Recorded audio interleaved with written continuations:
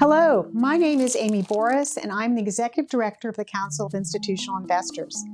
I'm here today to talk to you about why you should care about something called dual-class stock. When you invest your retirement savings in a publicly traded company, how much say do you as a partial owner have in the firm? Well, at most U.S. companies, your voting rights are in proportion to the number of shares you own.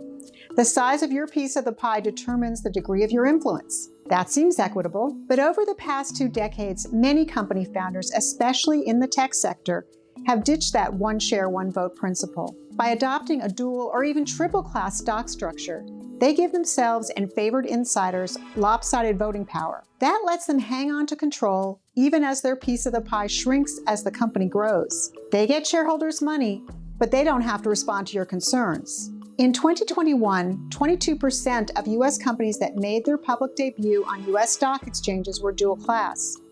Now, typically, these companies have Class A stock with 1 vote per share for public shareholders and Class B stock with 10 votes per share for the founder and other insiders. Sometimes insiders get 20 and even 100 votes per share. Yet their actual equity ownership, their stake, their piece of the pie, is a fraction of their voting power. So what's wrong with that? Well, separating ownership from control can undermine accountability. Public shareholders rely on the board of directors they elect to be engaged and to force change when management is failing. But boards of dual-class companies tend to be deferential to founders who have voting control. Now, founders say going dual-class lets them focus on their long-term vision for the company and ignore pressure for short-term results from investor activists. But this founder-knows-best approach can entrench management and blind executives to the need for change. Even the most charismatic entrepreneurs are not infallible. Consider the costly and embarrassing blunders at Meta, formerly Facebook, and Alphabet, the parent company of Google, over data privacy, sexual harassment, depression among teenage users, or political bias. Chief executives at both companies have voting power that dwarfs their equity stakes. That means they can do as they please because public shareholders lack the voting power to pressure the board for course correction. And ultimately, boards of dual-class companies answer to super voting senior managers, not public shareholders.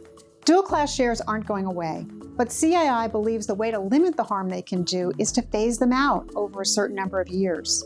Academic research indicates that while dual-class companies may have a value premium in the early years after their initial public offering or IPO, over time, that stock price advantage wanes. Within 6 to 9 years after IPO, the premium turns into a discount. And that's why CII presses dual-class companies to put time-based sunset provisions in their governing documents to convert to 1 share, 1 vote within 7 years of IPO. CII's campaign for sensible time-based sunsets is gaining ground. In 2021, 43% of the companies that IPO'd with dual-class stock had time-based sunsets. That's up from just 26% in 2017. CII has submitted draft legislation to the House of Representatives that would prohibit U.S. stock exchanges from listing companies with dual-class stock with unequal voting rights unless they adopt sunsets that take effect within 7 years after the company's IPO. The bill exempts companies where all shareholders vote periodically on a 1 share, 1 vote basis to keep the unequal structure.